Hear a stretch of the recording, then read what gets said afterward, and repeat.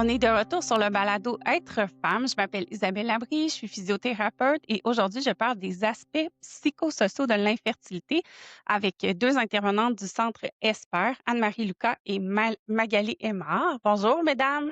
Bonjour. Bonjour. Donc, je vous laisse vous présenter à tour de rôle. Expliquez-nous un peu comment le Centre ESPER est né et c'est quoi vos différentes fonctions dans cet organisme-là. Mon nom Anne-Marie Lucas, je suis la directrice générale et la cofondatrice du Centre Esper. Donc, brièvement, pour comprendre d'où vient le Centre Esper, il faut comprendre que moi, j'ai vécu un parcours de fertilité. J'ai eu en 2016 un diagnostic de cancer du col de l'utérus qui était assez agressif et assez rare. Et une des façons de sauver ma vie, ben, c'était d'avoir l'ablation de mon utérus. Donc, je n'ai plus d'utérus et la façon pour mon conjoint et moi d'avoir un enfant biologique, parce que pour nous, c'était important d'avoir au moins un enfant biologique, c'était d'avoir recours à la grossesse pour autrui. Bon, ce qu'on a fait, puis, mais ce que je me suis rendu compte, c'est que à quel point il me manquait d'informations. Et là, je parle pas juste de grossesse pour autrui, mais en fertilité en général, il manquait énormément de ressources, que ce soit des ressources d'information fiables ou que ce soit des ressources de relations d'aide ou en santé mentale. C'était vraiment très difficile à trouver. Donc, tu sais, on avance dans le temps. Quand je suis revenue de mon congé parental, j'ai eu un besoin de redonner, tu sais, d'aider à mon tour. Et c'est là que, environ 4 ans plus tard, est né le Centre Esper. J'ai quand même travaillé là-dessus pendant plusieurs années. Là, j'ai fait d'autres choses avant, mais l'objectif, c'était toujours de créer un organisme sans but lucratif pour accompagner toutes les personnes qui ont besoin d'aide pour fonder une famille. Et donc aujourd'hui, c'est quand même plus large que ça. Donc oui, c'est les personnes tu sais, qui ont besoin d'aide pour fonder une famille, mais c'est vraiment toutes les personnes qui sont concernées par des enjeux reproductifs, parce qu'on oublie souvent que oui, il y a tu sais, il y a la personne sur 6 là, qui souffre d'infertilité, mais on en parle très peu. Tu sais, on parle déjà très peu de ces personnes-là, mais ces personnes sont vraiment comme le type de l'iceberg. Parce qu'en dessous, il y a vraiment toutes les personnes qui sont concernées par ces enjeux-là. Fait qu'on va penser aux tiers de procréation, on va penser aux personnes qui sont nées d'une procréation assistée, tu sais, les enfants qui deviennent des adultes. On va penser à l'entourage de ces personnes-là, puis on va penser aux professionnels aussi. Il y en a très peu qui sont spécialisés. Il y en a très peu aussi qui connaissent. Donc, bref, fait que c'est tout ce 360. Fait que notre mission, c'est vraiment d'accompagner, c'est vraiment toutes les personnes concernées par les enjeux reproductifs. Et donc, on a une équipe d'intervenants psychosociaux, entre autres. On a, là, il faudrait que j'aille les recompter, mais je pense qu'on a 4 ou 5 travailleurs sociaux. En fait, je veux dire travailleurs sociales parce que c'est toutes des femmes. Et une psychologue et une intervenante en relation d'aide qui, elle anime un groupe de soutien pour femmes porteuses. Et donc, Magali, c'est comme ça qu'on s'est rencontrés. Ben, je vais te donner la parole, Magali, pour que tu te présentes. Oui, moi je suis collaboratrice donc avec le Centre Esper depuis, plusieurs mois là, depuis cet été en fait. J'avais une pratique privée, dans les dernières années, en tant que travailleuse sociale en santé mentale et dans le cadre de ma pratique, je me suis rendu compte qu'il y avait plusieurs personnes dans le fond qui avaient vécu des parcours de fertilité et qui n'avaient pas reçu de soutien, qui n'avaient pas été validées dans ce qu'elles avaient vécu, qui n'avaient pas été outillées dans leur parcours.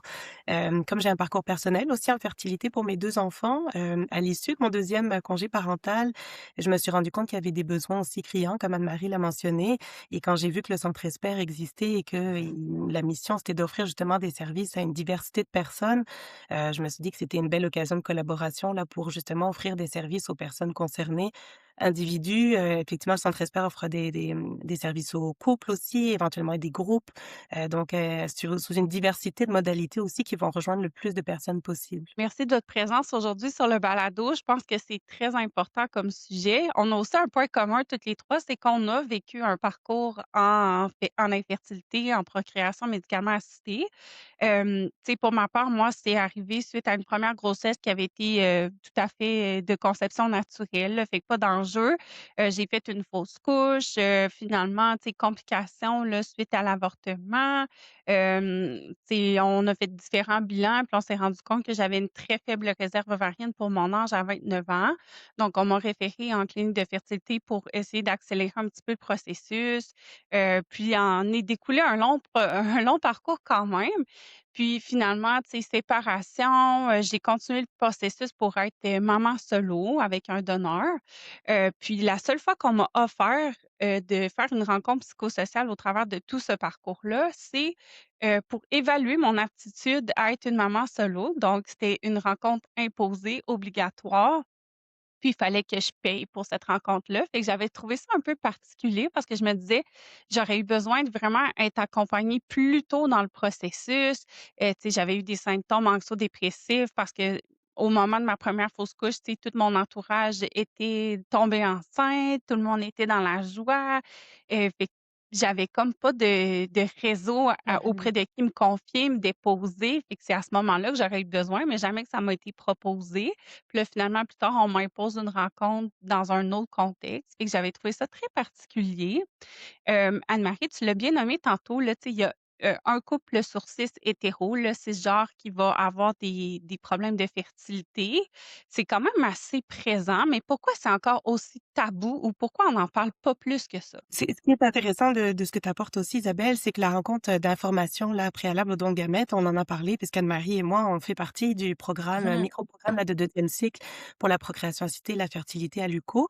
Et Isabelle Côté, qui est à la chaire de recherche au Canada pour la procréation pour autrui, elle nous a informés de qu'est-ce que devait être une rencontre préalable au don de gamètes et de ce qu'elle ne devait pas être, à savoir une évaluation des capacités parentales. Donc je pense qu'il y a beaucoup de démystification à faire aussi par rapport à ces rencontres. Et il y a des professionnels, même entre eux, qui n'ont pas eu ce genre d'informations et qui peut-être offrent ce service sous une certaine forme parce qu'elle est demandée par les cliniques de fertilité. Mais ça devrait être une rencontre d'information, de réflexion, de co-construction par rapport au fait d'avoir recours à un tiers de procréation qui a des enjeux identitaires et autres et de questionnement et de comment est-ce qu'on va annoncer les origines et comment est-ce qu'on va fonder notre famille et auxquelles questions on peut faire face. Donc ça, je pense que c'est quelque chose que tu apportes qui est intéressant, qui pourrait, être l'objet de développement aussi. Mais pourquoi c'est encore tabou? Pour répondre à ta question, c'est pas facile dans une société dans laquelle on met l'accent sur la contraception, premièrement. Contraception où on dit depuis l'adolescence ou parfois plus jeune, faut absolument que tu te protèges pour pas tomber enceinte parce que, c'est comme s'il y avait une très forte chance que dès les premiers rapports sexuels, on tombe enceinte. Alors que, ben non, on se constate qu'effectivement une personne sur 6 va avoir ces enjeux-là. Puis, au-delà de ça aussi dans les cliniques de fertilité, il y a 20 des personnes qui participent, qui sont des clients-clientes, qui font pas partie justement des, couples hétéro-cisgenres, donc qui font partie de la diversité sexuelle et de la pluralité des genres ou qui sont des parents solos. Donc ça, c'est des réalités aussi dont il faut prendre, compte. Dans certaines cultures aussi, le tabou justement de la fertilité peut être, vécu, différemment, plus difficilement. Il y a certaines, cultures dans le monde dans laquelle on mentionne pas la fertilité, hein. C'est associé pour l'homme, par exemple, à un manque de virilité, un manque de masculinité ou des choses comme ça, ou au fait d'avoir l'impression d'être défectueux pour certaines femmes. Donc il y a plusieurs éléments là de réponse qui peuvent, aiguiller un peu le pourquoi c'est encore tabou. Moi, je rajouterais aussi, Magali l'a nommé un peu au début, mais il y a un message qui est un peu contradictoire aussi, qui est envoyé par la société. Tu sais, c'est tomber enceinte facilement, c'est la norme selon ce qu'on pense. Faut se protéger, faut pas tomber enceinte trop rapidement. Mais oui, il faut tomber enceinte, il faut avoir une famille. Mais non, faut pas le faire trop vite parce que il faut travailler, il faut, tu sais, penser à soi. Puis là, je pense beaucoup aux femmes aussi parce que la grossesse, bon, c'est la femme qui la porte. Donc, je pense que cette espèce de discours qui est tellement contradictoire, qui fait en sorte que ben, au final, si on n'arrive pas à tomber tu sais, peu importe la raison pour laquelle un couple ou une personne seule ou peu importe qui n'arrive pas à concevoir, ça peut être perçu comme mal perçu, donc on n'ose pas en parler. Et oui, c'est très peu connu par la société, donc c'est pas au même titre que, ben, mourir, par exemple. Donc, on n'ose pas non plus. Je pense que les personnes qui souffrent d'infertilité n'osent pas en parler. Les personnes qui ne souffrent pas d'infertilité et qui, donc, ne comprennent pas c'est quoi, vont pas comprendre, donc, vont peut-être avoir des réactions, qui peuvent être blessantes. Donc, je pense que c'est ce tabou qui entoure de ne pas en parler parce que ça ne devrait pas arriver, là. Et là, je mets les guillemets si on me voit pas, là. Ouais, c'est ce que je voulais rajouter par rapport à ça, là. Et puis, il y a de plus en plus de modèles quand même dans la sphère publique maintenant qui, partagent leur parcours d'infertilité, de fertilité tout court. Ça, c'est intéressant, ça va donner des modèles, hein, féminins, masculins aussi, dans lesquels les gens peuvent se reconnaître et qui peuvent ouvrir la discussion maintenant aussi. Donc il y a quand même Mmh. quelque chose qui progresse à travers les années, même si ça demeure tabou dans certains Ouais. milieux. Il y a quand même une progression là à travers les dernières années. Surtout Puis les c'est intéressant ce que politiciennes. vous dites parce que c'est comme s'il y avait, vraiment une fenêtre de temps qu'on détermine que c'est là l'âge, où qu'on devrait procréer, tu sais. Quand on est plus jeune, ben là, justement, il faut faire attention, il faut utiliser la contraception, faites attention de pas tomber enceinte. Puis là, c'est comme si, ben, socialement parlant, on s'est dit: «C'est autour de tel âge que ça devrait Mmh. commencer».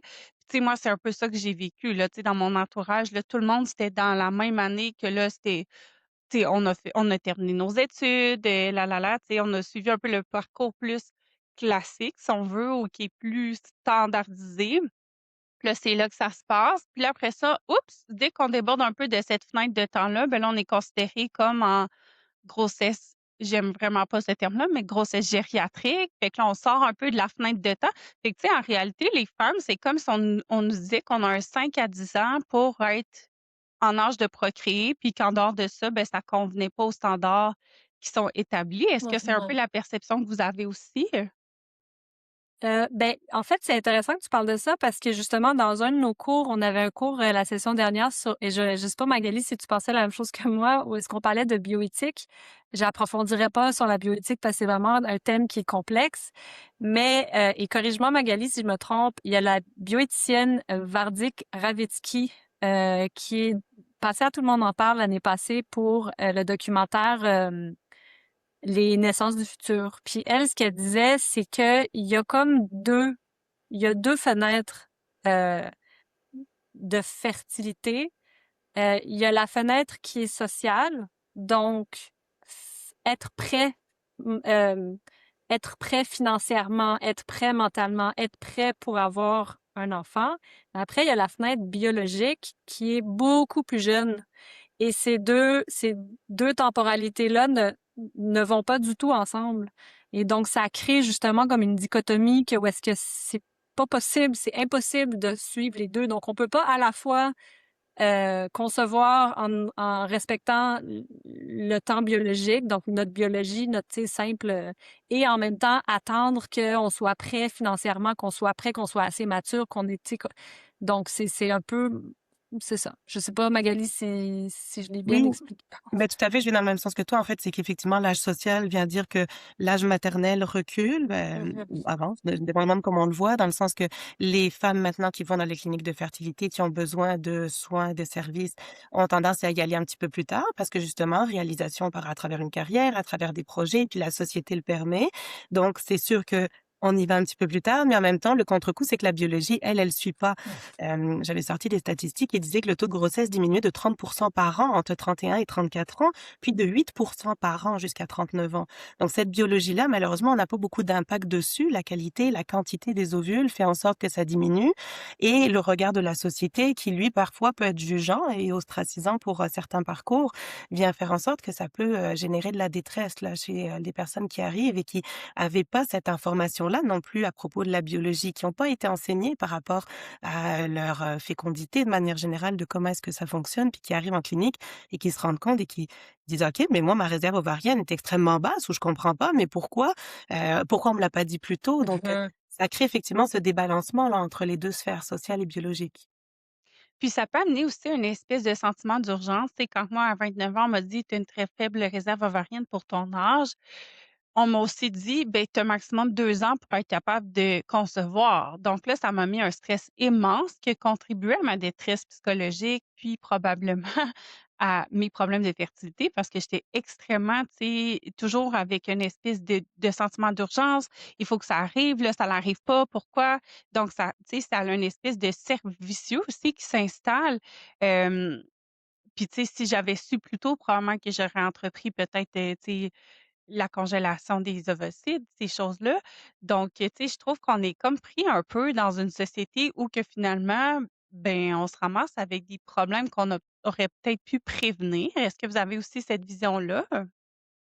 Oui, tout à fait. Moi, je trouve que pour la prévention, c'est un problème majeur dans différentes sphères de vie, de comment est-ce qu'on peut être capable d'apporter suffisamment d'informations, mais à différents moments du parcours de vie des personnes pour qu'elles-mêmes choisissent aussi, est-ce qu'elles sont prêtes à les recevoir ou à en faire quelque chose?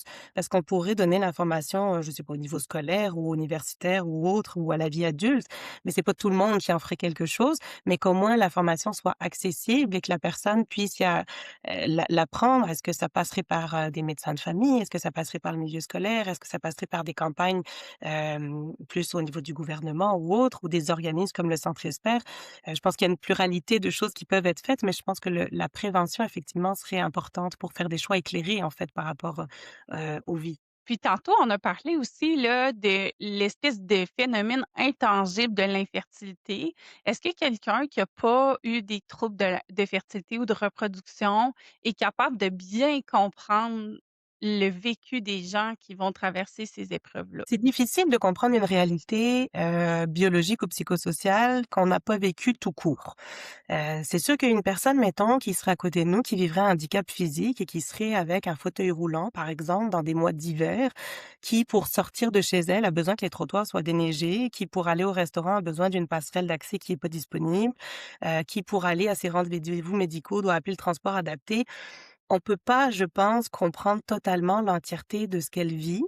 Par contre, on peut enseigner, éduquer, être empathique, faire part de nos a priori si on en a, ou en tout cas en prendre conscience. Je pense que c'est difficile de connaître l'ensemble des situations de la vie des personnes, qui nous entourent, mais le plus possible, on est, soutenant puis disponible pour essayer de les comprendre et puis, être, sensible en fait à l'unicité de leur situation. Je pense que le mieux, ça peut être pour la personne là qui vit des défis, notamment au niveau de la fertilité. Un peu comme Magali disait, je pense que dans n'importe quelle sphère, quand on vit quelque chose qui est lourd, les autres ne le comprennent pas tant qu'on l'a pas vécu. Mais la santé mentale, si quelqu'un est en Oui. détresse pour une autre raison que la fertilité, c'est très di tu sais, c'est abstrait la santé mentale. C'est difficile à comprendre si on l'a pas vécu, comparativement à quelqu'un qui tu sais, brise une jambe, on le voit, on peut le comprendre, on peut voir bon, mais la santé mentale, ça reste abstrait, donc je pense que oui, c'est difficile de comprendre la détresse de quelqu'un, peu importe le domaine, la raison de la détresse, si on l'a pas vécu soi-même. Et là, ce que j'ai envie de dire, c'est que, tu sais, encore là, c'est correct si on le comprend pas, mais je pense qu'il faut être capable d'accepter que peut-être qu'on comprend pas. Puis d'accepter que tu sais, que oui, ça se peut que quelqu'un vive quelque chose qu'on ne comprenne pas, puis que c'est pas facile nécessairement de s'en sortir. Hem, Mais est-ce que ça contribue en quelque sorte à l'isolement, tu sais? Parce que mettons, moi je me remets dans la situation où j'étais, je me disais: «Les gens ils comprennent pas, ils vivent complètement l'opposé de ce que moi je suis en train de vivre». Donc ça me sert à rien d'aller vers eux parce que de toute manière, ce que je vais recevoir, ça va être un manque de soutien, un manque d'ouverture, du jugement. Tu sais, pourquoi que tu vis ça aussi, négativement? Fait que est-ce que ça contribue pas un peu à isoler les gens qui sont dans cette situation-là? je pense pas que c'est le fait que les gens ne comprennent pas qui contribue à l'isolement, je pense que c'est le fait que les gens ne comprennent pas qu'ils comprennent pas. Je pense que c'est correct de ne pas comprendre ce que l'autre vit. Là où est-ce que c'est difficile, c'est quand on insiste pour dire justement pourquoi tu es négatif, pourquoi tu fais ça, tu sais. Tandis qu'il y a une façon d'être empathique, il y a une façon de faire preuve d'empathie, de comprendre que l'autre vit quelque chose de difficile sans nécessairement comprendre en précision qu'est-ce que la personne vit. Et je pense que c'est là que ça rend qu'on se sent isolé, ou est-ce qu'on voit dans le regard de l'autre, on voit dans les mots de l'autre que en fait, on se sent invalidé, comme si on n'a pas le droit d'avoir ces émotions-là. Fait que moi, j'ai plus envie de dire que c'est le manque de communication, puis peut-être le manque d'empathie qui nous fait vivre un isolement, et non le fait que c'est pas compris profondément. Oui, je pense que c'est vraiment tu soulèves le bon point, Anne-Marie, au niveau de la communication. Je pense qu'au niveau de l'entourage familial, social, peu importe dans la société, hem, c'est difficile de comprendre l'ensemble des enjeux que les gens vivent. On nommait, les handicaps physiques, Anne-Marie, tu nommais la dépression, les symptômes anxio-dépressifs. Tu tant on ne l'explique pas, déjà, il faut que ça soit clair pour nous. Donc, il faut être à l'écoute Mhm. de nos besoins aussi. Puis ça, c'est pas facile. Ensuite de ça, de nos limites. Et puis après ça, c'est comment est-ce qu'on les transmet à l'autre personne? Comment est-ce qu'on est capable de dire, ben, écoute, mettons cet événement-là ou cette situation ou cette parole, ça me blesse. Je peux comprendre que tu comprends pas, mais ça me blesse. Fait qu'est-ce qu'on en fait avec ça? Est-ce que tu vas répéter ce même discours ou est-ce qu'on peut trouver une alternative? Est-ce que même si tu as ce préjugé, cet a priori, ben, on peut le mettre de côté ou est-ce qu'on a besoin de prendre une distance dans notre relation pendant un certain temps? Ça nous ramène beaucoup à la communication Mhm. interpersonnelle, ces Mhm. enjeux-là. Tu sais, je pense que la Sur meilleure chose que quelqu'un qui ne comprend pas peut faire, c'est être ouvert à vouloir comprendre aussi. Et ça va faire en sorte que la personne va se sentir moins seule.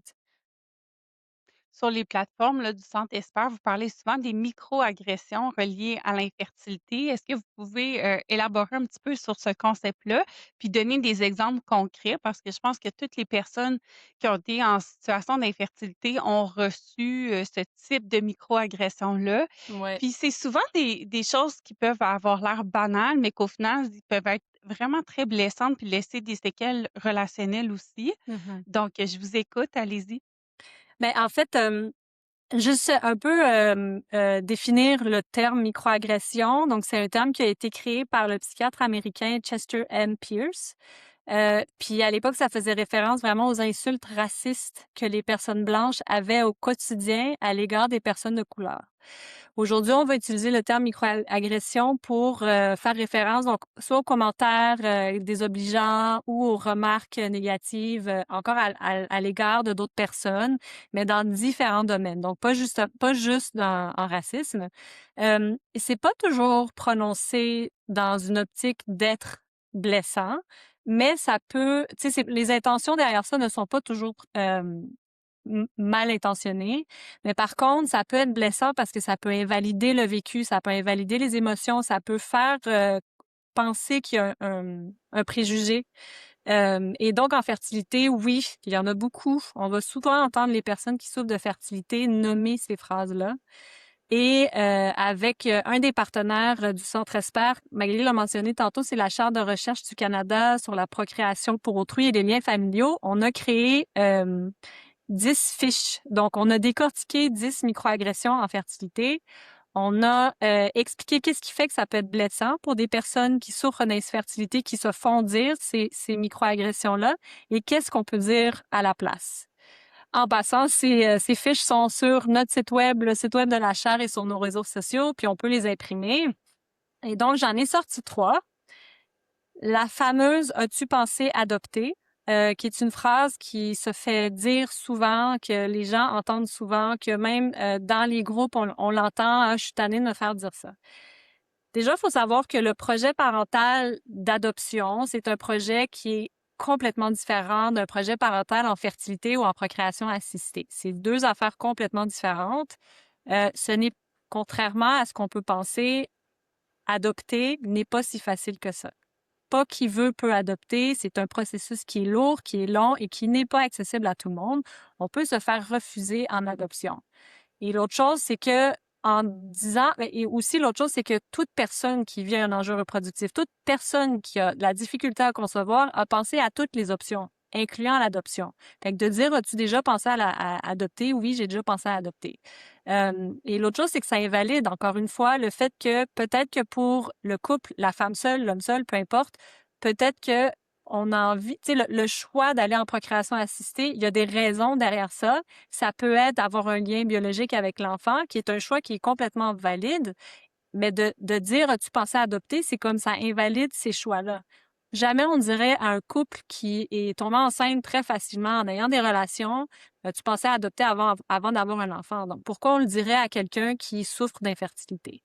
Donc, qu'est-ce qu'on peut dire à la place? Ben, déjà, on peut rien dire. Rien dire. Tu sais, la meilleure chose, si on ne sait pas quoi dire, la meilleure chose, c'est de ne rien dire et d'écouter. Euh, et et de démontrer qu'on est là pour la personne, peu importe son choix. Que son choix soit l'adoption, que son choix soit d'aller en clinique de fertilité, que son choix soit de prendre un don de gamètes, peu importe, que son choix soit de je n'aurai pas d'enfant, c'est juste d'accepter le choix de l'autre. J'ai un autre exemple, c'est ben, sois heureux ou heureuse pour la grossesse des autres. déjà, ça, c'est extrêmement blessant parce que, encore une fois, ça invalide la détresse. Puis oui, quand on est dans un parcours d'infertilité, ça prend une énorme place dans notre vie. Ça génère énormément de détresse. Et non, on ne peut pas mettre cette détresse de côté ou en pause. Euh, c'est difficile de voir les autres avoir ce que nous, on n'arrive pas à avoir. Puis, Et ben, c'est c'est ça. pas de la jalousie, tu sais, en réalité, c'est que je pense que c'est souvent perçu comme: «Ah, ben là, tu es jalouse parce que toi, ça fonctionne pas, donc, tu sais, pourquoi tu te réjouis pas? Tu sais, ça Mais c'est t'offre ça, pas». non, c'est Mais plus c'est pas de la jalousie, vraiment non, pas, là. ça rappelle la personne que, oh, moi, je suis pas capable, j'y arrive pas. Puis, tu sais, on va rarement penser, ce qui arrive souvent, c'est que les gens vont pas comprendre que en fait, c'est qu'ils vont prendre personnel la détresse de l'autre. Donc, l'exemple le plus, tu sais, qu'on entend le plus souvent parler, c'est une femme qui n'arrive pas à tomber enceinte, puis qui, toutes ses amies autour d'elle tombent enceintes, puis là, elle doit aller à une ribambelle de shower de bébé, puis qu'elle trouve ça donc bien difficile. Là, elle veut pas y aller, mais elle se sent coupable de pas y aller parce que on va lui faire sentir qu'elle soutient pas son ami ou ses amis ou peu importe. Alors que elle a le droit de pas avoir envie d'y aller, puis elle a le droit de se protéger, puis elle a le droit de rester chez elle. Ça ne veut pas dire qu'elle va pas être contente pour l'autre, ça veut juste dire qu'elle est pas contente pour elle. Et donc de dire, tu sais, de forcer les personnes qui souffrent d'infertilité, qui ont des détresses, à se présenter, à être là pour les autres, c'est vraiment blessant, puis ça comme met une pression. Encore une fois, qu'est-ce qu'on peut dire? Ben, encore une fois, rien. Si on sait pas quoi dire, on dit rien. Mais je pense qu'il y a encore, je l'ai dit tantôt, c'est de pas prendre personnel. Donc, ne pas prendre personnel que l'autre personne est triste, est pas content, et peu importe. Aussi, c'est donner de l'espace. Si quelqu'un a besoin d'espace, ben, encore là, ne le prends pas personnel, puis c'est d'accepter que cette personne a besoin d'espace. Puis au lieu d'annoncer, tu sais, souvent ce qui va arriver, c'est qu'on va annoncer les grossesses en public, mais il y a des façons de le faire en privé. Donc peut-être annoncer la grossesse en privé d'abord à la personne et dire, tu sais, là, je vais l'annoncer. Puis le but, c'est pas de se freiner. Comme personne qui est tombée enceinte facilement, c'est pas nécessairement de s'empêcher d'en parler. C'est peut-être juste d'accorder, d'être sensible à la personne qui vit ça pour, tu sais, la considérer. C'est juste ça. Puis il y a des façons de le faire. Peut-être que d'envoyer un message texte ou d'envoyer un courriel, ça va permettre à la personne de ne pas se soucier de son non-verbal, de pouvoir réagir comme elle veut, de pouvoir prendre le temps de répondre. Ça peut être en personne aussi après ça, mais de le faire vraiment en privé. Là, je Moi, sais pas j'avais si demandé à un certain point à mes amis justement de m'envoyer un texto parce que j'étais comme plus capable de gérer ça en personne. Tu sais, de Mmh. faire justement semblant pour avoir une réaction qui est attendue ou adéquate, tu sais, au niveau des yeux des autres, là, mais tu sais, finalement, ça me démolissait à chaque fois. Donc, c'est ça. Il y a un temps que j'étais arrivée à la conclusion que c'était mieux de recevoir un texto, puis comme ça, j'avais l'espace de C'est vivre ça. mes émotions chez moi comme je pouvais, puis comme je voulais. En même temps, tu sais, je pense que la perception, c'est aussi qu'on brime un peu la personne d'annoncer sa grossesse comme elle le désirait. Fait que, tu sais, il y a une espèce de froid peut-être qui est Mmh. perçu. Comment qu'on fait pour trouver un juste milieu au travers de tout ça? J'ai envie de rebondir aussi sur l'exemple que tu donnais Anne-Marie, puis même Isabelle, tu nommais la jalousie, l'envie, vous disiez que c'était pas ça. Ça peut être ça aussi. La personne peut vivre de la jalousie, de l'envie, de «je suis pas contente pour toi, j'ai pas envie de te le dire comme ça, mais je suis pas contente». Puis c'est correct à quelque part parce Mmh. qu'effectivement, comme tu le disais Anne-Marie, ça ramène à soi puis à ce qu'on n'a pas. Donc d'accepter que cette émotion-là avec laquelle on n'est pas habitué de vivre, parce que c'est pas ça qu'on porte comme valeur d'habitude dans notre vie, mais d'accepter que ça nous traverse à ce moment-là de notre vie, c'est correct aussi. De le traduire à l'autre personne dans un contexte où elle est capable de le recevoir aussi, parce qu'évidemment, si on le sait là qu'elle vient d'avoir son annonce de grossesse, puis qu'elle est super contente de le partager à tout le monde, puis que ben là, ça va un peu freiner son annonce.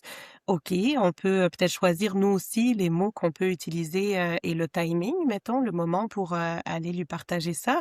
Mais je pense qu'on peut être sensible des deux côtés à la réalité de chacune. Puis ça fait partie des relations humaine, relationnelle qui devrait ou tendre en tout cas vers quelque chose d'équilibré.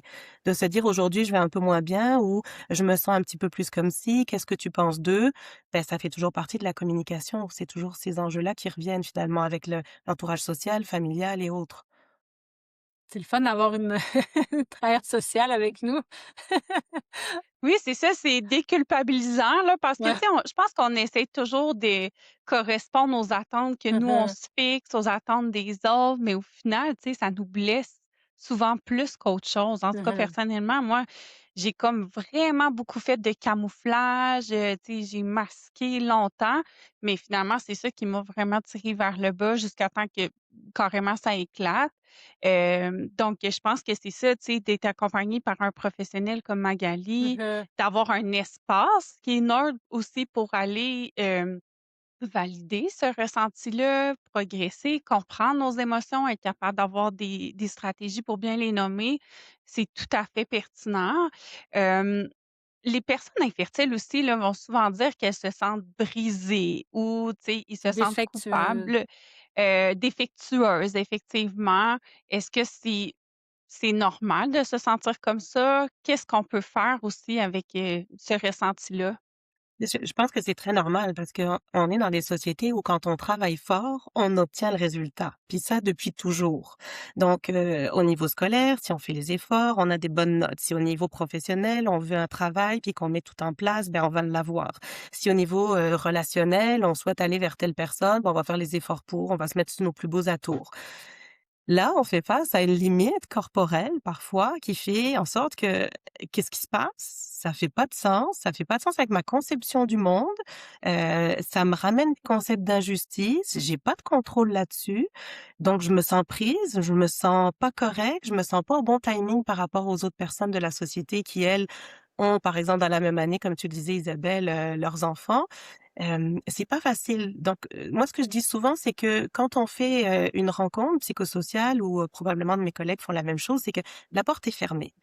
Quand la porte est fermée, qu'on est avec la personne qui nous accompagne, on peut tout dire. On peut prendre conscience de comment on se sent à l'intérieur, on peut le déposer dans le bureau, puis on peut le décortiquer ensemble, on peut le co-construire. On peut dire: «OK, avec quoi je vais repartir maintenant que je trouve ça injuste, que je trouve que j'ai un manque de contrôle, que j'ai un sentiment d'impuissance, que mon corps, il suit pas ma volonté. Ça me fait vivre énormément de frustration». Sauf que si je continue à aller au combat vraiment fort, fort, fort, puis dire: «OK, je vais y arriver, puis je suis capable, puis je vais combattre», ça peut être une façon de faire pendant un certain temps, mais au final, ça va user.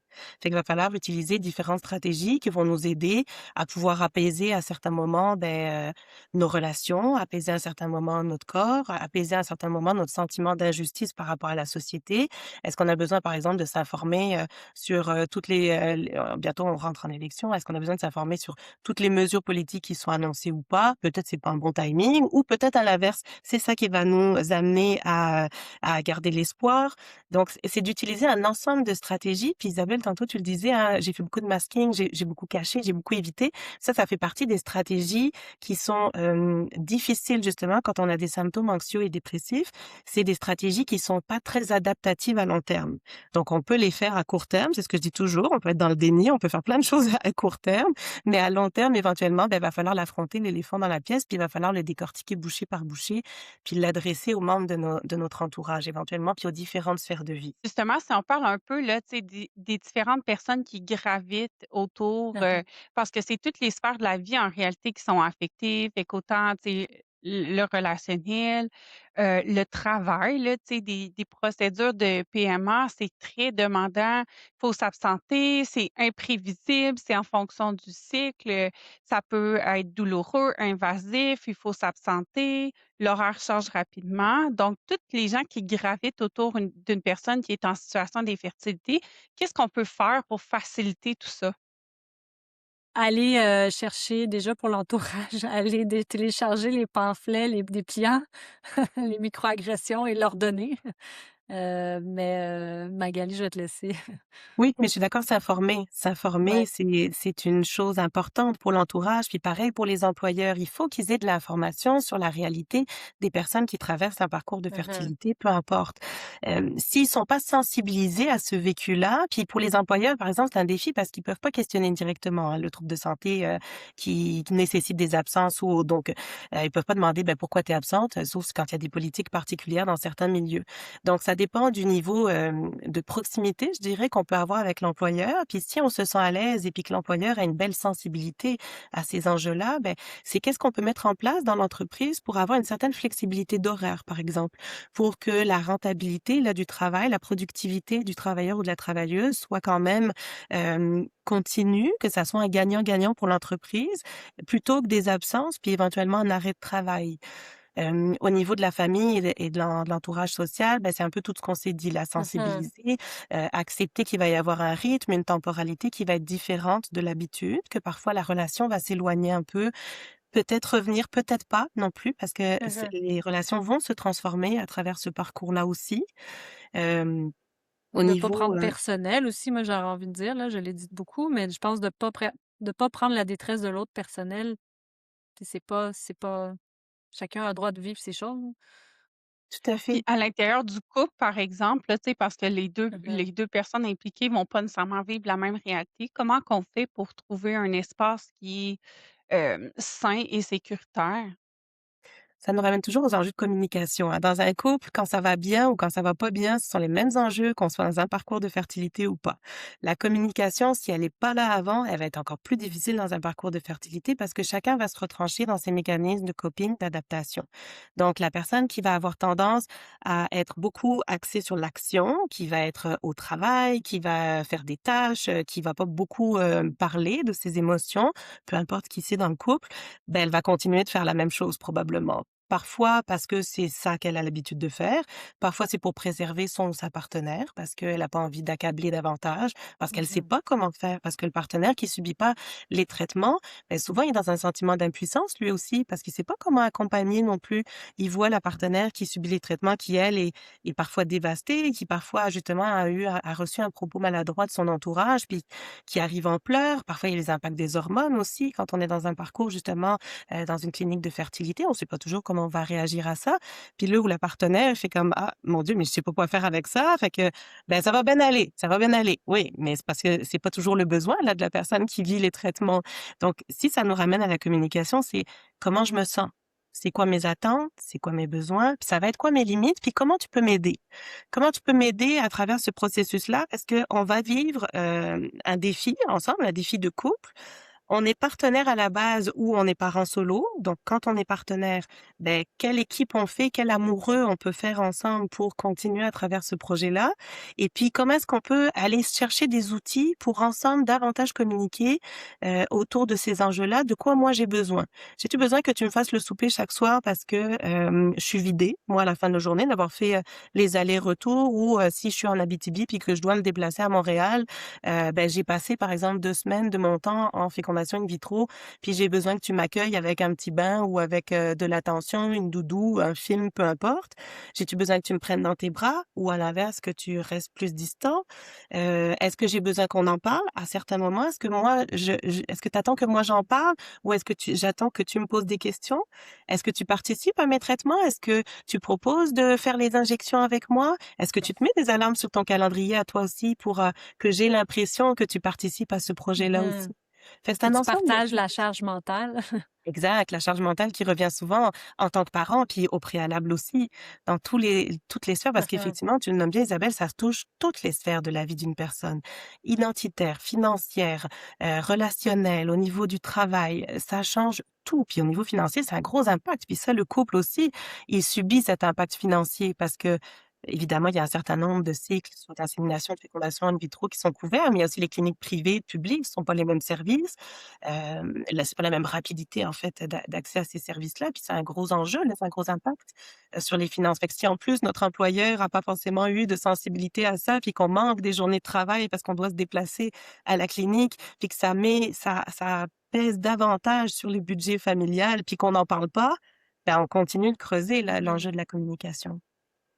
Là, par rapport au couple, j'aimerais ajouter aussi que souvent, ce qui va mettons dans un couple hétéronormatif, donc un homme, une femme, ce qui va arriver souvent, c'est que, oui, c'est la femme qui va donc subir les traitements, même si c'est pas elle qui est la source de l'infertilité, c'est elle qui va subir les traitements et ce qui va arriver, c'est que l'homme va souvent, s'empêcher de vivre les émotions qu'il peut vivre par rapport à cette infertilité-là, parce qu'il va vouloir être là pour sa conjointe et donc va s'empêcher. Et ça, il y a même des études qui l'ont démontré. Entre autres, il y a docteur Catherine Péloquin, qui est une psychologue et elle est chercheure aussi. Et c'est ça, ça a vraiment été démontré. Ce qui va arriver, c'est que à partir du moment que la femme va se sentir mieux, peu importe, tu sais, qu'elle a réussi à avoir un enfant, qu'ils sont passés à autre chose, peu importe, à partir du moment qu'elle va se sentir mieux, ben là, c'est là que le conjoint va se sentir en droit de lui vivre les émotions qu'il s'est empêché de vivre pour être là pour elle. Et donc, il va y avoir comme un déséquilibre parce que là, c'est lui qui va flancher, là, si on peut dire.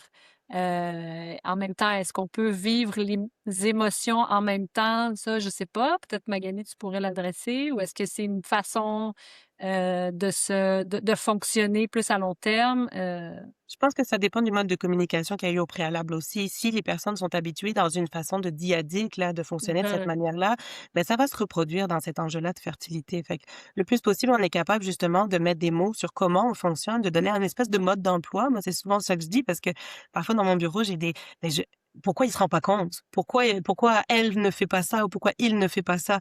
Mais tu lui as-tu donné ton mode d'emploi? Tu as-tu expliqué que c'est comme ça que tu fonctionnes puis que c'est ça tes besoins? Parce que le deviner, bon, ça fonctionne avec une certaine frange de la population, mais c'est pas la majorité ni la totalité en tout cas. Donc il faut expliquer, il faut impliquer davantage en expliquant quels sont nos besoins. Dans la pratique en santé mentale, ça se retrouve aussi. Les hommes que j'ai dans mon bureau pour la partie santé mentale post qui n'est pas reliée à la fertilité, c'est la même chose. C'est relativement tardivement qu'ils vont venir me voir et où ça va craquer d'un coup. Ça va être, j'ai accumulé pendant tellement d'années tout ça et puis maintenant, il y a un événement majeur où il y a une situation qui me permet enfin de tout lâcher puis de me déposer. Fait que c'est un peu la même chose, moi, que je vois dans ma pratique. En même temps, si c'est le premier défi majeur qu'un couple vit, ça peut, être un peu déstabilisant parce que, tu sais, peut-être qu'ils ont jamais eu à aller chercher dans leurs ressources, autant individuelles que de couple. Puis d'être capable de nommer tout ça, ben, il faut d'abord être capable de savoir qu'est-ce qui se passe à l'intérieur de nous, puis d'être capable d'identifier. Fait que je pense que, tu sais, oui, mais c'est un processus d'abord qui est un peu personnel, de comprendre qu'est-ce que je vis, comment je me sens, c'est quoi, tu sais, parce que c'est beaucoup un deuil aussi de projection qu'on s'est fait, hein. On se dit: «Là, on embarque dans ce projet-là». Nous, on se projette dans un an avec un bébé dans nos bras, puis là, finalement, tout ça est complètement déconstruit, fait qu'il y a une espèce de moi, je vois ça comme un peu comme si le temps était suspendu aussi. Est-ce que vous percevez ça avec, les gens que vous côtoyez en infertilité? Seulement, je suis le temps est mis sur pause, puis en même temps, faut aller vite, hein. Isabelle, tu le disais, on a comme 2 ans, mettons. On m'annonce quelque chose, mais il faudrait donc que j'aille vite, mais en même temps, je veux prendre le temps de l'absorber. Puis là, je me sens comme en décalage d'une partie de la société puis de mon entourage. Fait que la perception du temps, elle se modifie énormément, effectivement.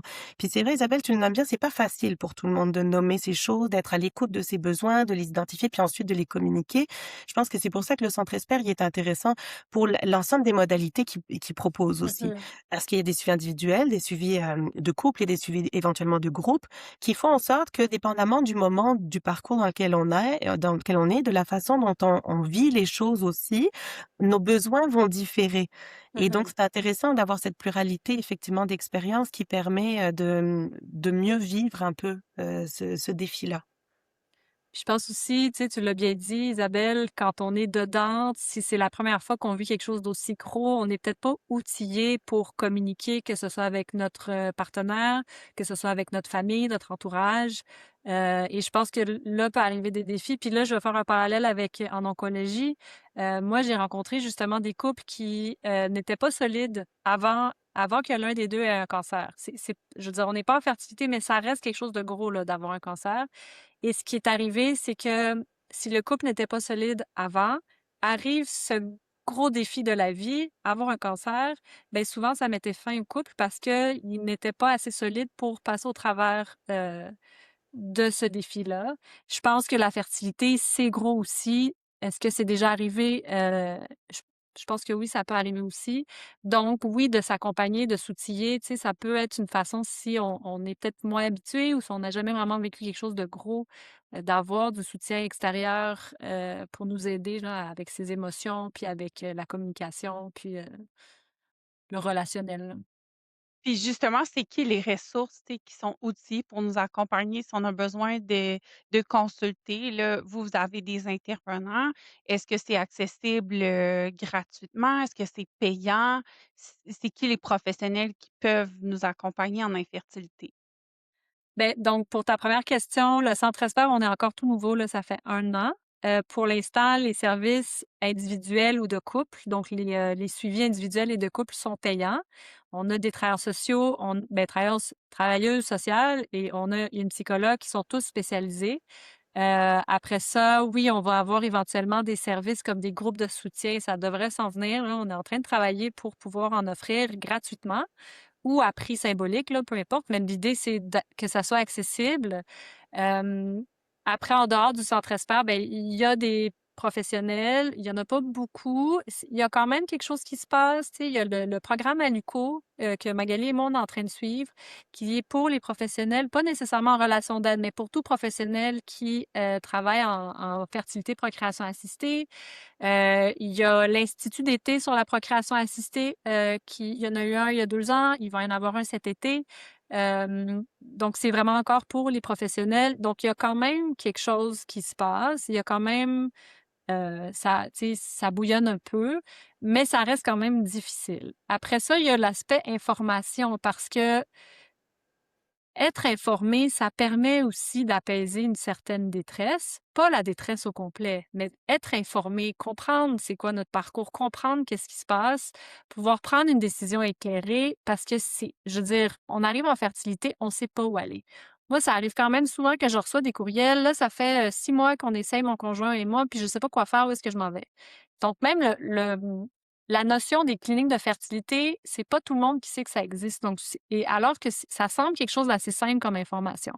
Donc, de s'informer. Le problème, c'est qu'il n'y a pas beaucoup d'informations. Le Centre Espoir, on travaille pour en fournir. Euh, donc, tu sais, puis des fois aussi, on va aller voir le nombre de femmes, moi, que j'ai, surtout des femmes qui vont me dire, ben là, j'en ai parlé à mon médecin de famille qui m'a dit, ben ça finit là, tu sais, tu tomberas jamais enceinte. Mais je veux dire, ça s'arrête vraiment au médecin de famille. Tu sais, fait qu'il y a même des professionnels de première ligne qui ne sont eux-mêmes ou elles-mêmes pas assez outillés ou qui ne connaissent pas qu'est-ce qui se passe. Donc, je sais pas, Magali, si tu avais quelque chose à rajouter, là? Oui, des enjeux de santé mentale de manière générale ou de la détresse, c'est sûr qu'il y a toujours les services de première ligne, le CLSC, une crise psychosociale, le 811 option 2, ça, c'est toujours Mhm. des bons moyens. Des services plus spécialisés, comme dit Anne-Marie, un petit peu plus difficiles à avoir, il y en existe. Le Centre Esper est un très bon exemple. Dans les cliniques de fertilité, il y a des collaborations avec des professionnels externes aussi. Donc, parfois, quand on est suivi dans une ou d'autres des cliniques de Mhm. fertilité, il faut pas hésiter à aller poser des questions. Est-ce que vous offrez du suivi, du soutien psychosocial, psychologique? Si oui, c'est qui les professionnels? Il y a différents professionnels, on en parlait tantôt, effectivement, psychologues qui ont leur spécificité, travailleuses sociales ont leur spécificité, sexologues ont leur spécificité. Et puis la sexualité on le sait que c'est impacté là dans une relation quand on est, même en parent solo ou en couple ou dans une relation hétéro ou pas.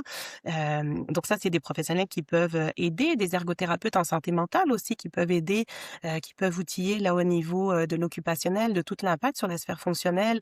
Il peut y avoir de la psychoéducation, il peut y avoir des infirmières spécialisées. Je pense qu'il y a un ensemble de ressources qui est à construire et qui est à Mhm. réseauter pour qu'on arrive à organiser un filet qui soit davantage soutenant puis informatif, comme le dit Anne-Marie, pour que les personnes qui ont à vivre ces enjeux-là puissent être vraiment accompagnées du début à la fin. Puis ça parle de la prévention dont on parlait au début. Ça parle OK, je vis quelque chose, je sais pas trop, j'arrive pas à avoir d'enfant. D'accord, accompagnement pendant le parcours de fertilité. Puis ça part beaucoup de après. Parce que moi, ce que je remarque dans la continuité des soins, c'est qu'il y a beaucoup de manque à ce niveau-là aussi. Qu'on tombe enceinte ou qu'on tombe pas enceinte, il va y avoir des enjeux d'avoir vécu ces parcours-là de fertilité. Puis je pense que c'est important de pouvoir les accompagner avec des personnes qui sont, on se le disait tantôt, on peut pas se dire spécialisées, mais qui sont, davantage orientées, mettons, vers cette Mhm. pratique-là ou qui ont des connaissances particulières dans ce domaine-là pour accompagner de la meilleure façon possible. Qu'est-ce qui fait que dans les cliniques de fertilité, on n'offre pas d'emblée un suivi psychosocial? J'imagine qu'il y a beaucoup de raisons, multiples à ces décisions-là. Hem, Je pense que ce qui est important de savoir, c'est que quand on offre du soutien psychosocial, ça augmente aussi le taux de succès d'avoir un enfant. Il y a des études qui ont été faites qui montrent que jusqu'à 25% plus de chances. Catherine Péloquin les avait présentées avec le Centre Esper, là.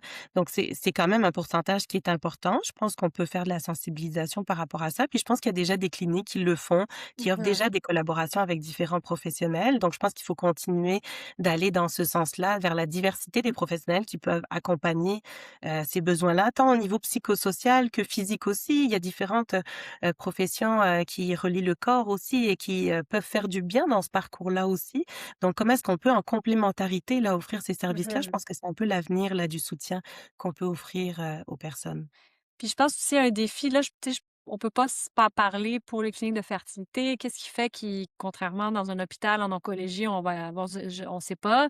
Mais par contre, il y a un manque de professionnels. Donc, même si certaines cliniques ou presque toutes les cliniques vont collaborer avec des professionnels en santé mentale, ben, il y en a pas assez pour desservir toute la population en vivant de l'infertilité. Fait que ça aussi, c'est un enjeu où est-ce qu'il manque de professionnels, puis c'est pas n'importe quel professionnel qui peut heu, accompagner parce que ce qui va arriver, si on tombe sur un ou une psychologue, par exemple, qui n'est pas du tout qui ne connaît pas la fertilité, ben il y a tout le jargon de la fertilité où est-ce qu'un patient qui s'en va consulter une professionnelle, un professionnel en santé mentale, si la personne ne sait pas c'est quoi une FIV, par exemple, ben le patient va pas se sentir compris juste par le jargon. Donc les enjeux en fertilité sont assez pointus.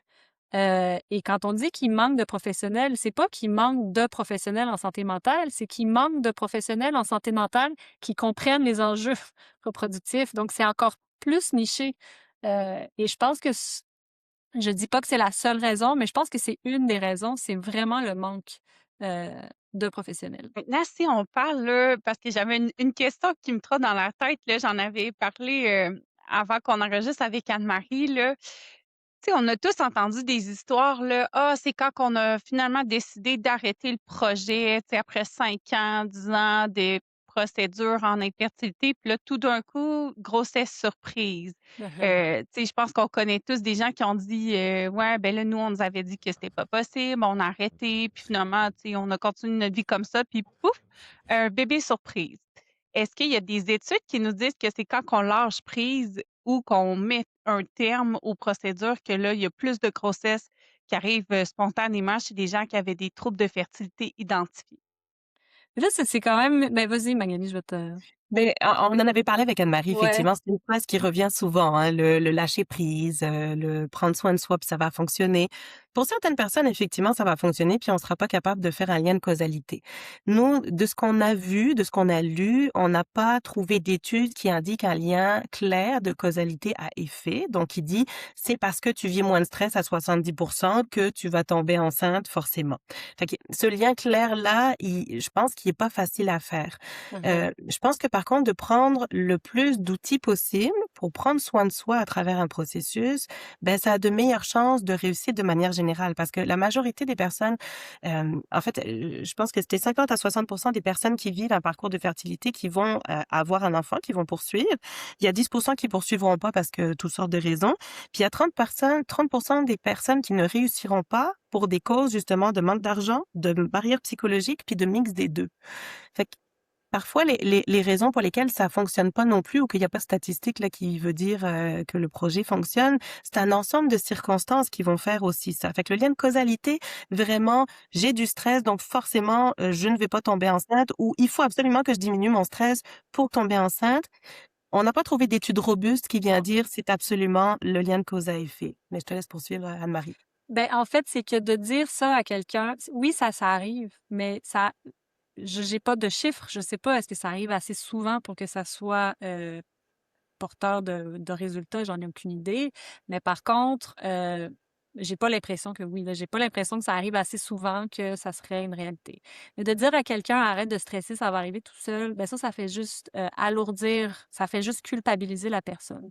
Puis en infertilité, les personnes qui souffrent d'infertilité, même les personnes dans un couple qui ne souffrent pas d'infertilité, tout le monde se sent coupable parce qu'on n'arrive pas à accomplir quelque chose qui est supposé être si simple à faire, quelque chose que tout le monde pourrait faire. Donc, on se sent déjà coupable. Les personnes en fertilité se sentent déjà coupables. De leur dire d'arrêter de stresser, ça va juste alourdir cette culpabilité-là et c'est une microagression à éviter aussi. Donc, comme Magali disait, est-ce qu'il y a des recherches? On n'a pas trouvé de données probantes. Il y a peu d'études. En fait, moi, j'ai pas trouvé d'études. Mais je pense vraiment que c'est quelque chose à éviter de dire aux gens. Puis c'est Puis tu aussi sais parce que c'est comme à des enfants à qui on dirait, ben, sois pas en colère ou fâche-toi pas. Mhm. Je veux dire, moi, je le dis tout le temps aux personnes qui sont dans mon bureau, c'est comme dire l'éléphant ne le regarde pas, ne le regarde pas. Ouais. Ben, c'est parce que, je veux dire, le stress fait partie de la vie au quotidien. Le Mhm. matin, il faut penser à prendre la médication. Après ça, s'il y a des injections ou de la prise de médication dans la journée, on y pense toute la journée.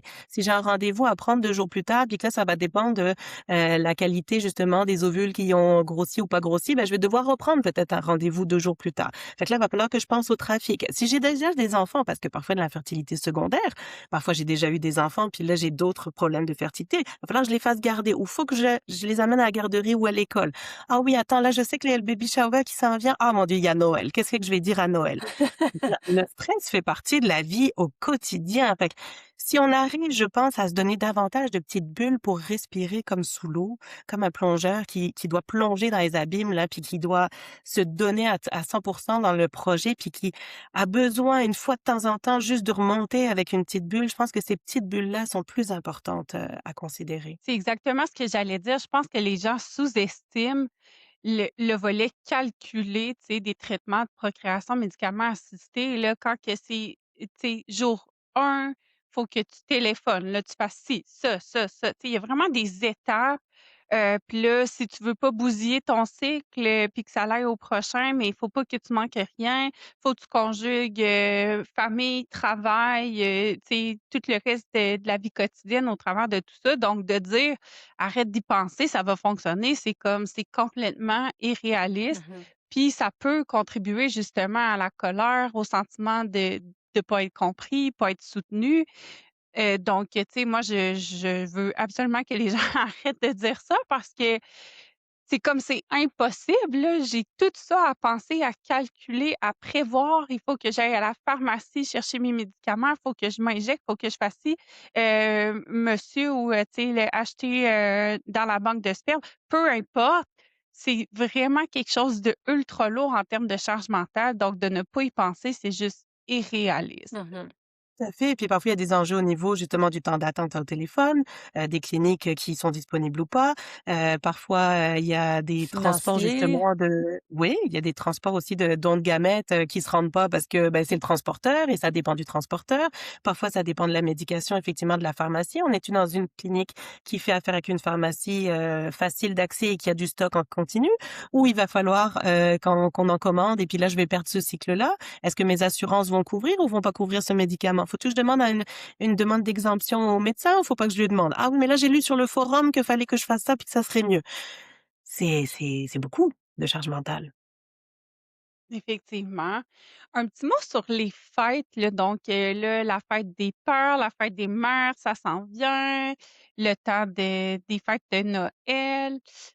Comment on aborde ça avec les personnes qui souffrent d'infertilité? Parce que ça peut être assez, émotif, des fois, on a envie d'aller se cacher dans un bunker pour pour, penser que ça existe pas.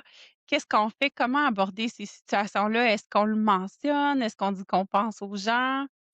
C'est quoi les meilleures Comme pratiques? entourage ou Oui, c'est comme ça, si, entourage? Comment les ben, personnes comme qui entourent? professionnel, comme entourage, comme ami, comme membre de la famille, tu sais, quand c'est la fête des mères, puis que là, on se réunit, puis qu'il y a quelqu'un qui aimerait ça être maman, mais qui finalement est infertile, comment qu'on aborde ça?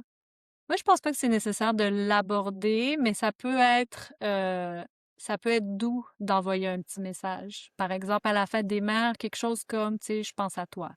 Juste ça, très simple. Ça va pas faire en sorte que la personne va mieux vivre la fête des mères, mais peut-être que ça va faire en sorte que la personne se sent ben, qu'elle est dans la pensée de quelqu'un. Donc, ça peut être juste une petite douceur.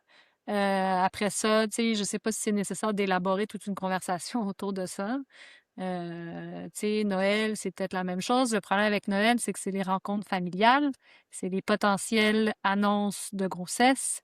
la cousine qui veut pas d'enfant puis qui est tombée enceinte malgré elle, tu sais, des choses comme ça, que ça, c'est plus difficile. Je sais pas, Magali, peut-être t'aurais... Ouais, ben, je compléterais ta réponse en nuançant certaines parties dans le sens que ça dépend du besoin, en fait, de la personne. Puis ça dépend Mhm. de la relation qu'on a avec l'entourage.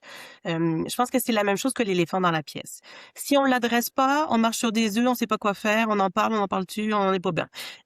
Si on l'adresse avec délicatesse, en disant peut-être un petit peu d'avance à notre entourage, à notre personne, qu'on sait qu'il vient un enjeu de fertilité, qu'est-ce qui te ferait du bien, tu penses? Est-ce que tu Mhm. aimerais ça que je t'envoie un petit mot ou t'aimerais plus ça que je te garde dans mes pensées mais que je te dise rien?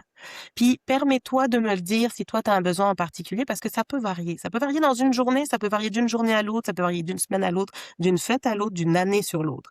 Fait que je, je suis partagée entre l'idée de pas trop mettre l'accent, mais en même temps le mettre si c'est nécessaire. Fait que moi j'y vais toujours avec la communication dans c'est quoi ton besoin à toi?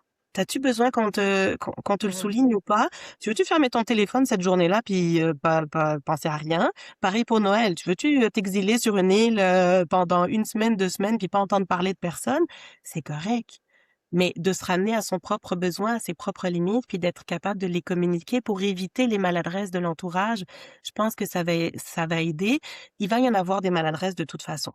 Donc, puisque chaque vécu est unique, malgré le vécu commun des problèmes, des enjeux de fertilité, chaque situation va être singulière. Donc, je pense qu'en adressant particulièrement à la personne qui fait partie de notre entourage, de c'est quoi que toi tu veux ou de quoi comment je peux t'accompagner là-dedans, dans cette fête-là, ça a-tu une importance pour toi ou pas?